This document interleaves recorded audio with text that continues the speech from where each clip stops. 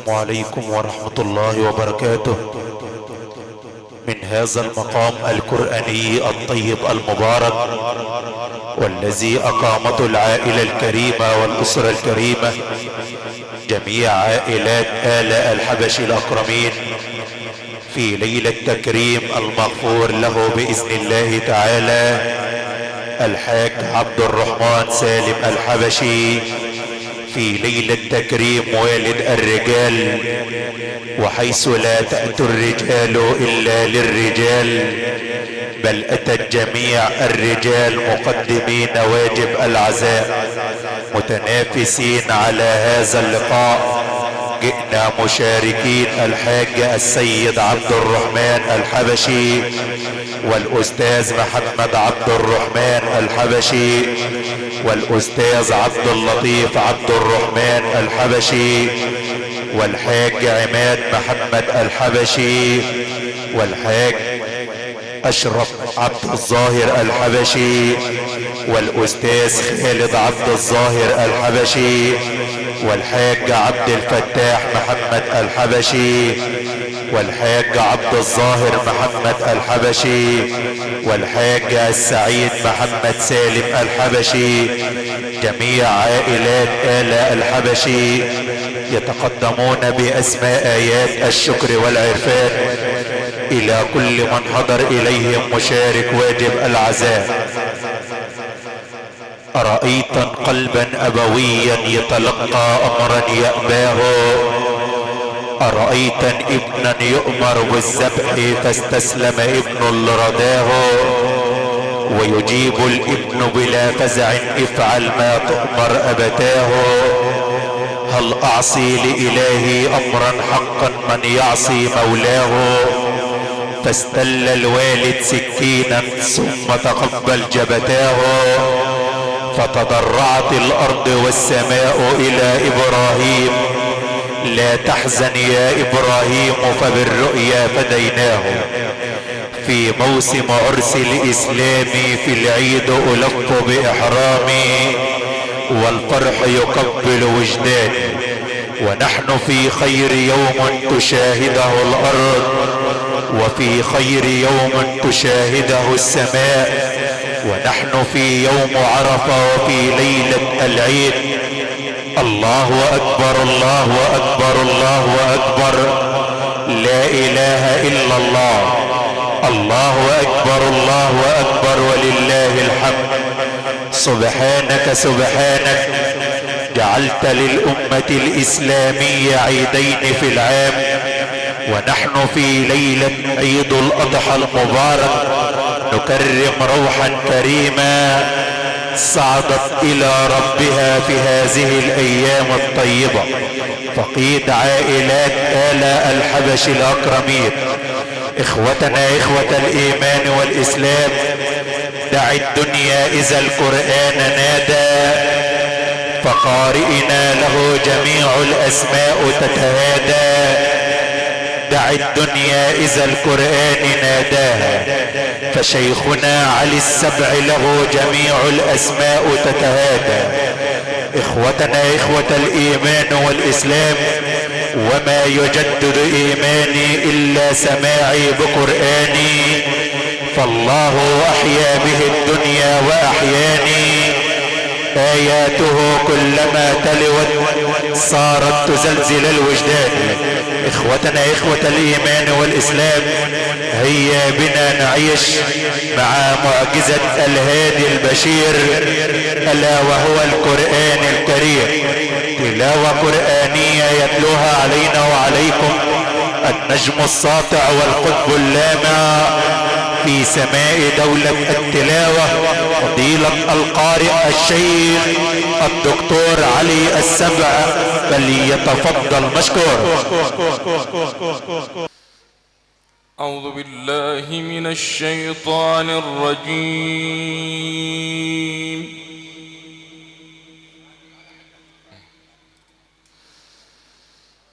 بسم الله الرحمن الرحيم.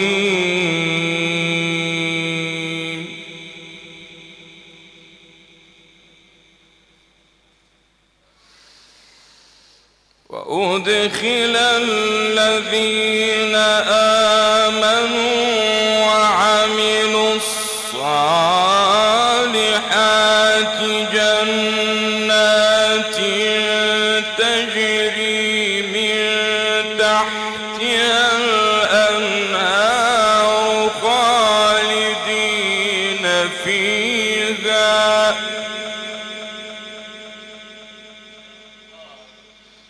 خالدين فيها بإذن ربهم تحيتهم فيها سلام.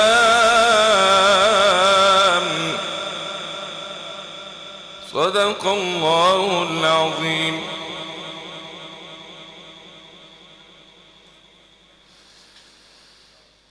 ألم تر كيف ضرب الله مثلا كلمة طيبة كشجرة طيبة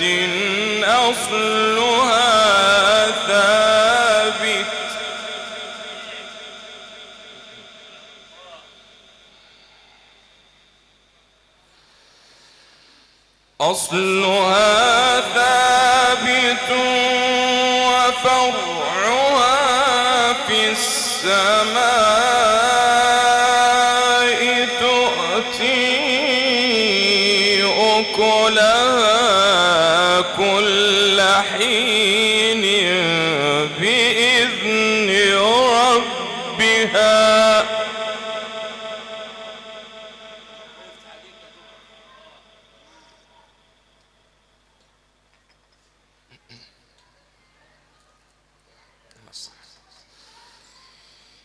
ويضرب الله الأمثال للناس لعلهم يتذكرون.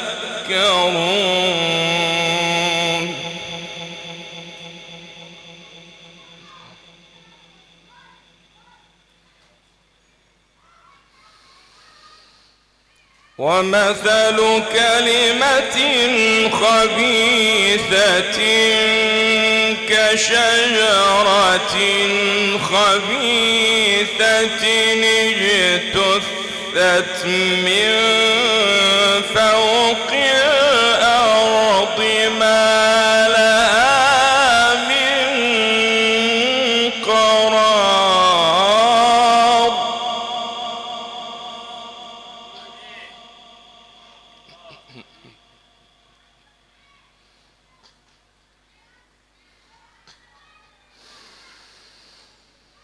يثبت الله الذين آمنوا بالقول الثابت في الحياة الدنيا وفي الآخرة.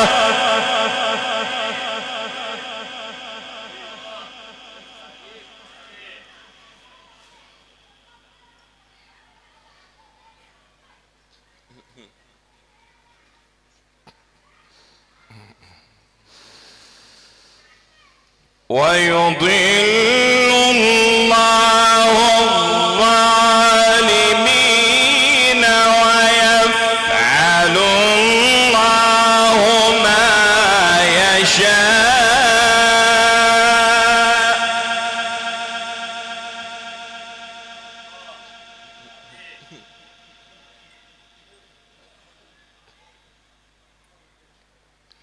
صدق الله العظيم.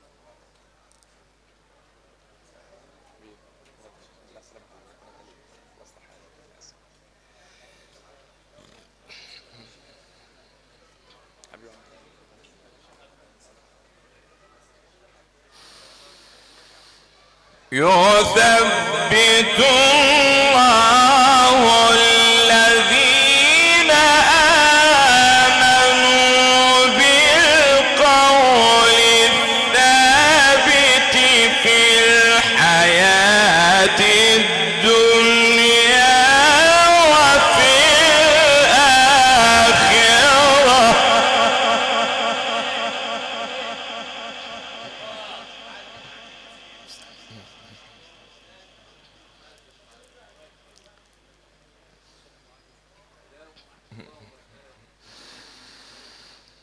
ويضل الله الظالمين ويفعل الله ما يشاء.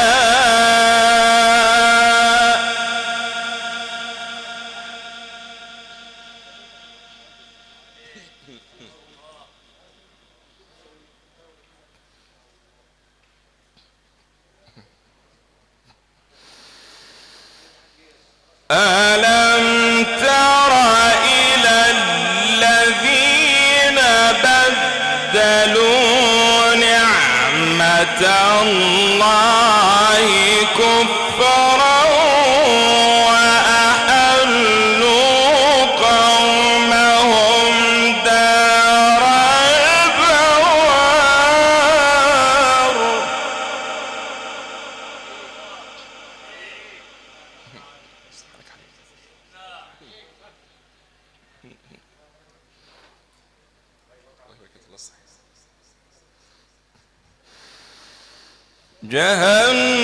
جهنم يصلونها وبئس القرار.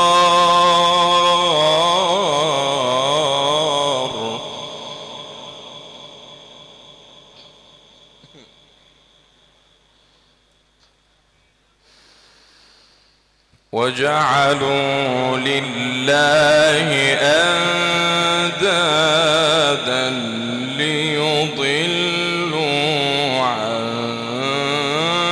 سبيله.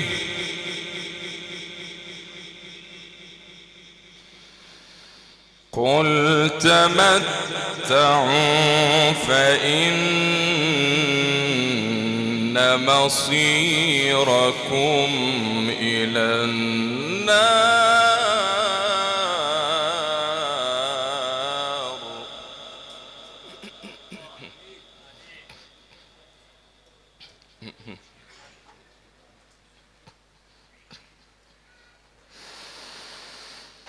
قل لعبادي الذين آمنوا يقيموا الصلاة وينفقوا مما رزقناهم سرا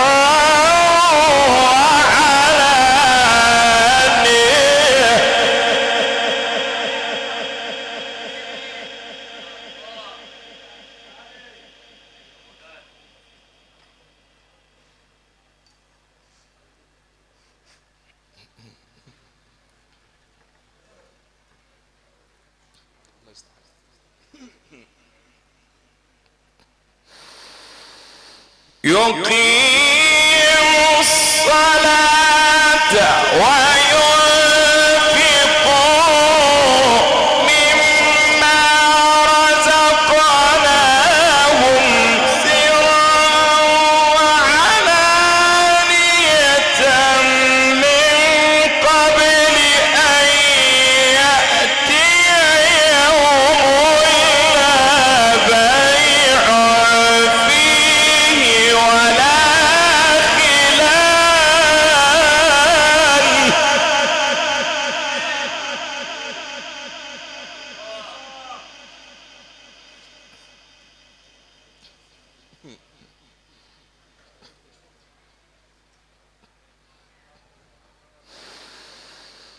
الله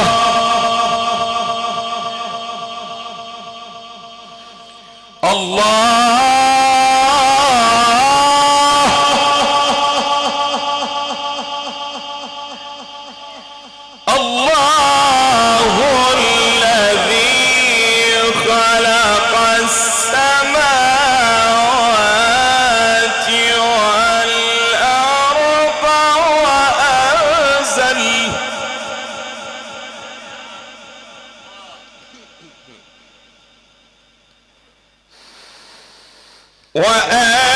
وأنزل من السماء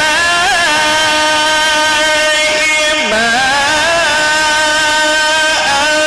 فأخرج به من الثمرات رزقا لكم وسخر لكم الفلك لتجري في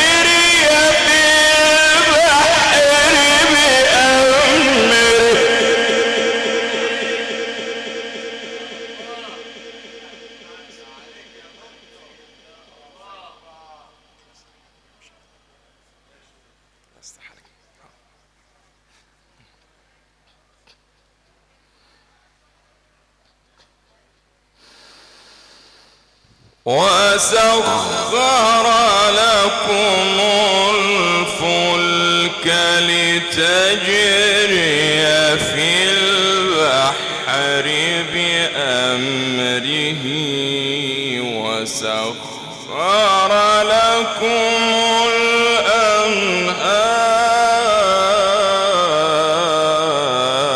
الأنهار. صدق الله العظيم.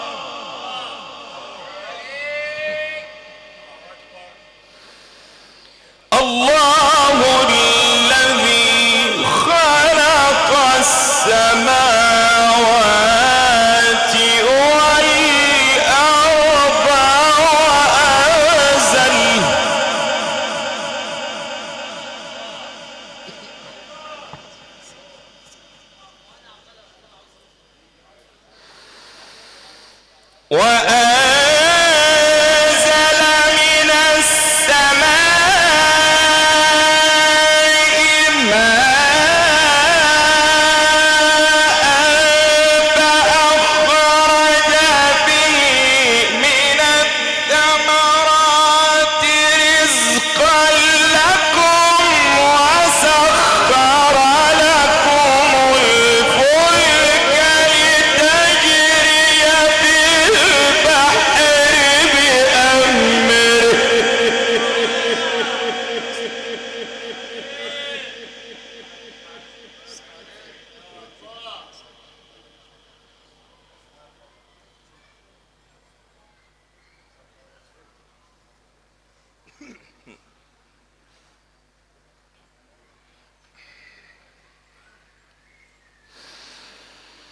وسخر لكم الفلك لتجري في البحر بأمره وسخر لكم الأنهار.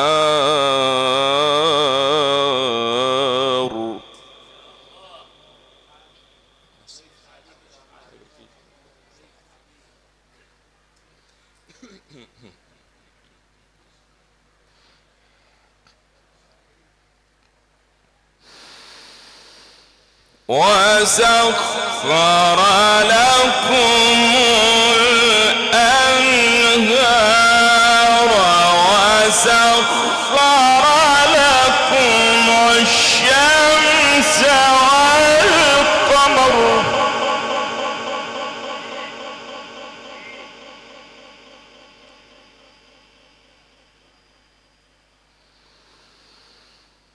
وسخر لكم الشمس والقمر دائبين وسخر لكم الليل والنهار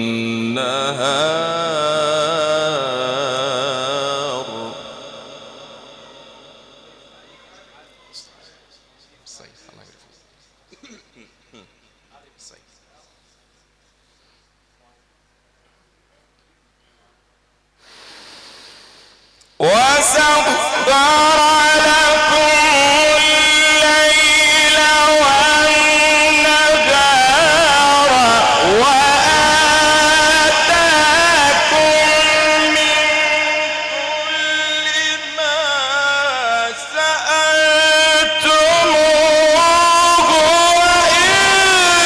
وإن تعدوا نعمة الله لا تحصوها.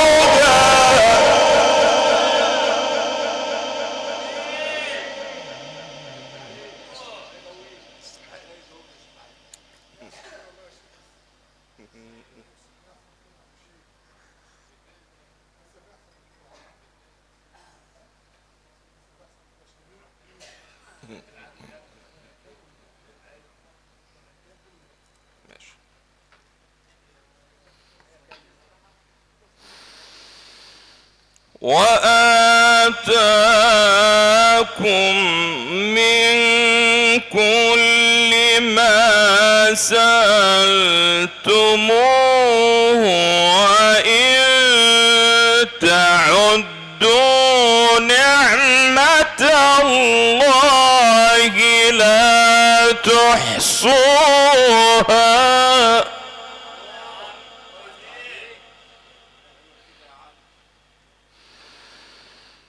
إن الإنسان لظلوم كفار.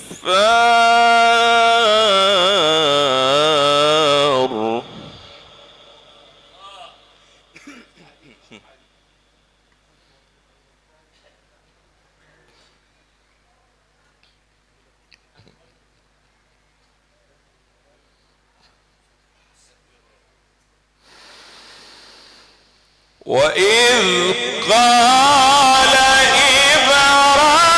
إبراهيم رب اجعل هذا البلد آمنا واجنبني وبني أن نعبد الأصنام.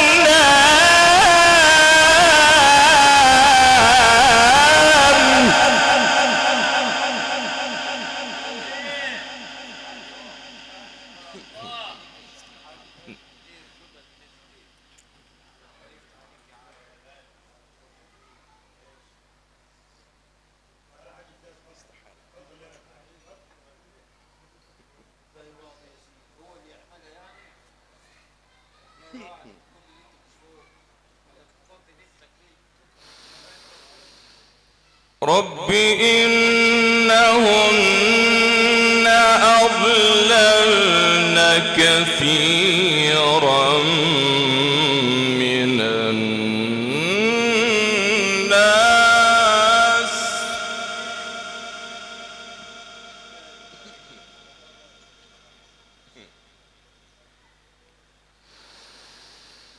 رب إنهن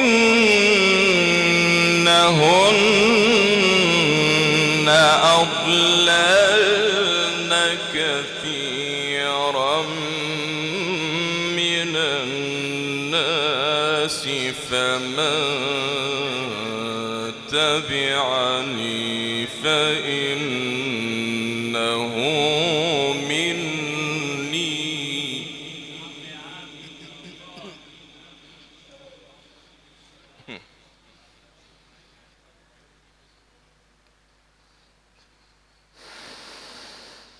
ومن عصاني فإنك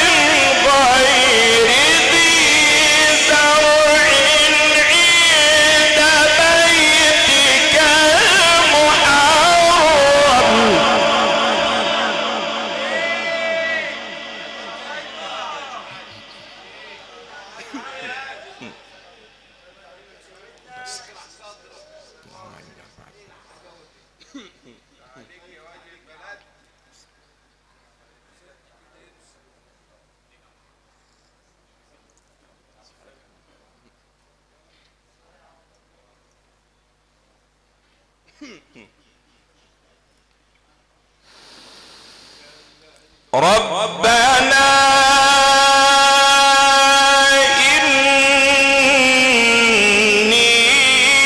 إني أسكنت من ذريتي بواد غير ذي زرع عند بيتك المحرم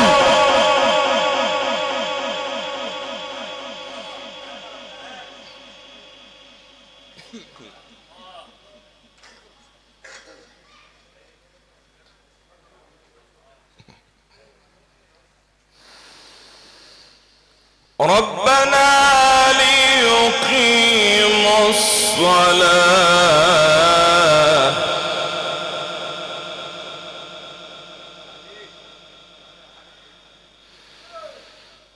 ربنا ليقيموا الصلاة فاجعل أفئدة من الناس تهوي إليهم وارزقهم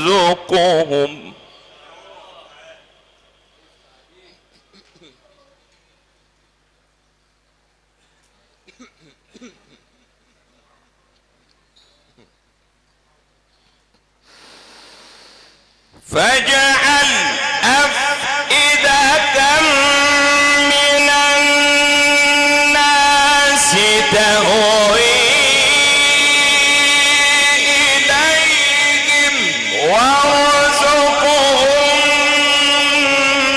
من الثمرات لعلهم يشكرون ربنا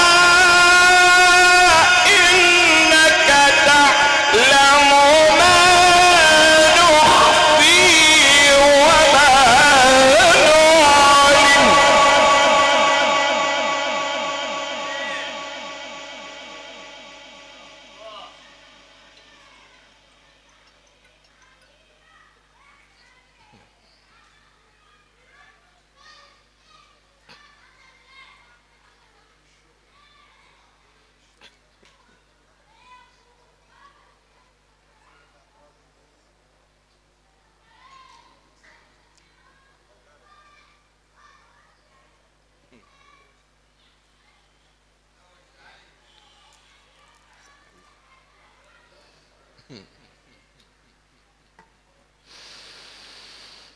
ربنا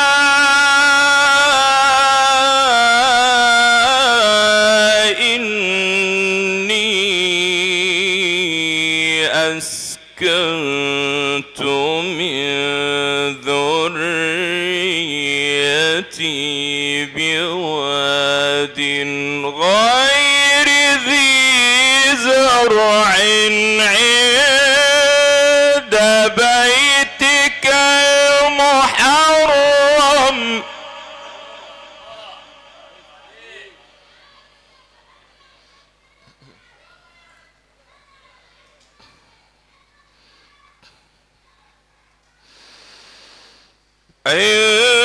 عند بيتك المحرم ربنا ليقيموا الصلاة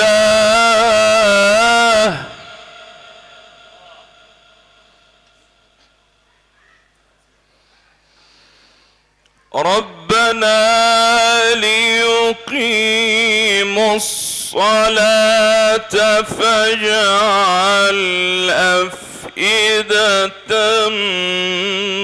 من الناس تهوي إليهم وارزقهم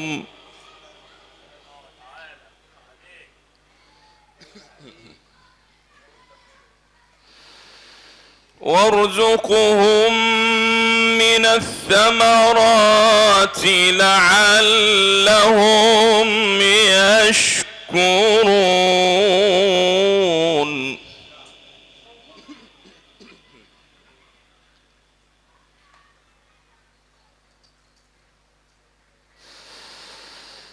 فاجعل أفئدة من الناس تهوي إليهم وارزقهم من الثمرات لعلهم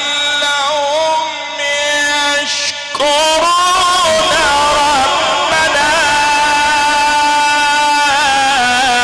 إنك تعلم ما نخفي وما نعلن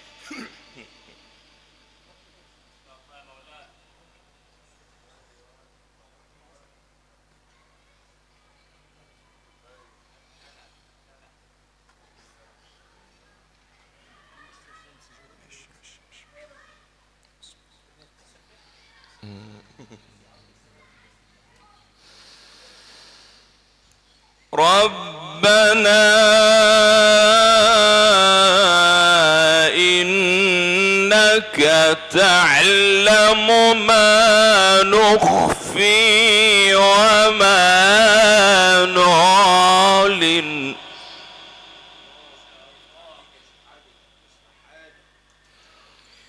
وما يخفى على الله من شيء في الأرض ولا في السماء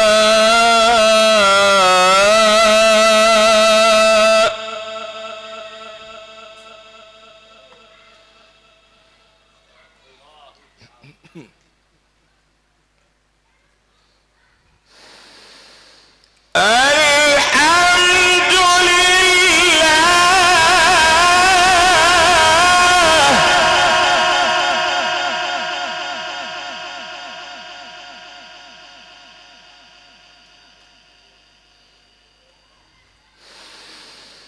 الحمد لله الذي وهب لي على الكبر إسماعيل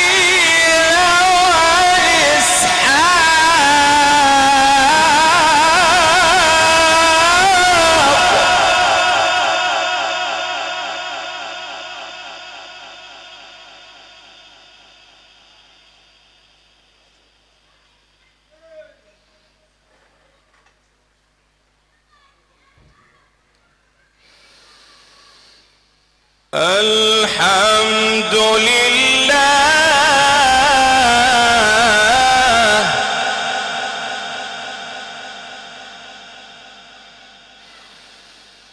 الحمد لله الذي وهب لي على الكبر إسماعيل وإسحاق إن ربي لسميع الدعاء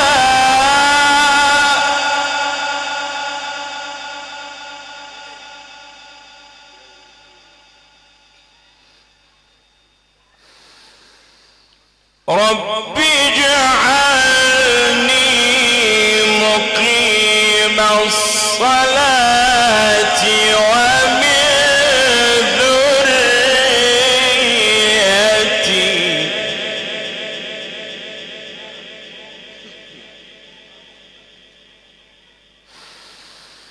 ربنا وتقبل دعائي ربنا اغفر لي ولي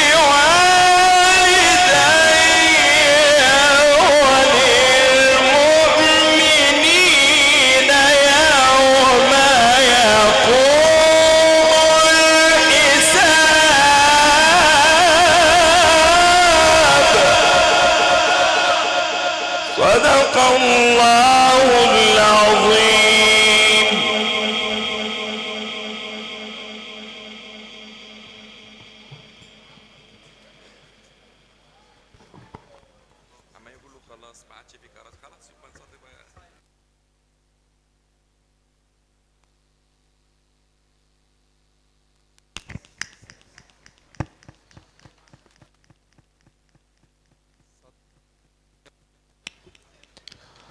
صدق الله العظيم. من روائع سورة إبراهيم عشنا في رحاب هذه التلاوة القرآنية، والذي تلاها علينا فضيلة القارئ الدكتور علي السبع، القارئ والمقيم بجميزة بني عمرو، مركز ومدينة ديار بنجم بمحافظة الشرقية، في ليلة تكريم راحلنا الكريم رحمة الله عليه الحاج عبد الرحمن سالم الحبشي.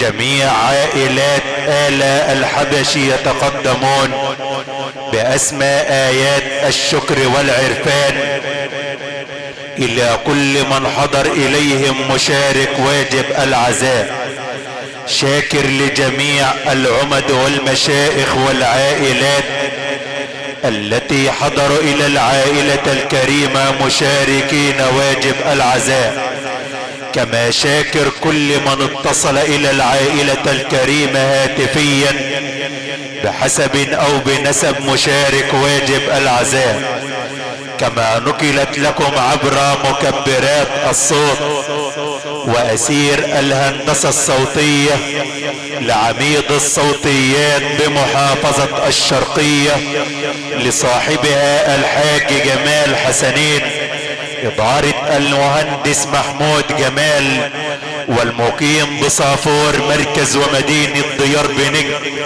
بمحافظة الشرقية، ومن داخل المؤسسة العالمية العريقة لكبرى أشغال مخازن الفراشة الكبرى، وصاحب ما هو كل جديد وما هو كل حديث، عميد فراشين مركز ومدينة ديار بنجم لصاحبها المعلم علي حماصة، والمقيم بجميزة بني عمرو، الاشتراك مع الهندسة الكهربائية وأضخم محطات الديزل العالمية لصاحبها الحاج فتحي الصياد، والمقيم بجميزة بني عمرو، الخدمات الفندقية المميزة والمعروفة بالرقي والنظافة لصاحبها المتر السيد ابو عجوة، والمقيم بجميزة بني عمرو.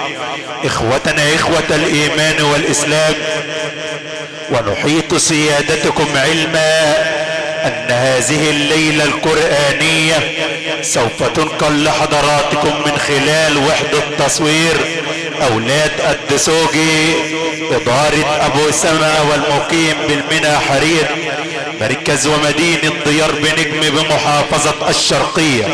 سعدت بحضراتكم من اسرة المذيعين الاعلامي عبدو حسين الشهير بابو عمار، والمقيم بعزبة شيمي مركز ومدينة ديار بنجم بمحافظة الشرقية. اخوتنا اخوة الايمان والاسلام، جميع عائلات آل الحبشي يتقدمون باسماء ايات الشكر والعرفان الى كل من حضر اليهم مشارك واجب العزاء في ليلة تكريم والد الرجال، وحيث لا تأتي الرجال الا للرجال بل اتت جميع الرجال مقدمين واجب العزاء متنافسين على هذا اللقاء في ليلة تكريم الحاج عبد الرحمن. اخوتنا اخوة الايمان والاسلام، والبقاء والدوام لله.